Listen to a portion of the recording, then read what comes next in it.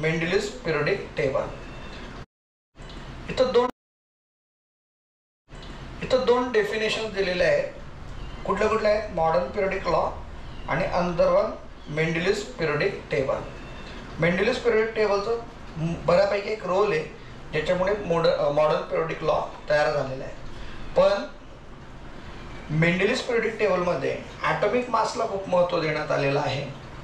आणि येणाऱ्या काळात काय लक्षात आलं की प्रोटॉन, इलेक्ट्रॉन, न्यूट्रॉन्सचा महत्त्वाचा रोल, स्पेशली प्रोटॉनचा, असं आपल्या बुक्समध्ये नमूद आहे. तर त्याच्यामुळे ॲटॉमिक नंबर हे लक्षात घेण्यात आलं. आणि ह्या डेफिनेशन्स बुक्समध्ये जशा दिलेल्या आहेत आणि डिफरन्स ते सांगतोय. आणि 10वीत हे खूप कामा येतं.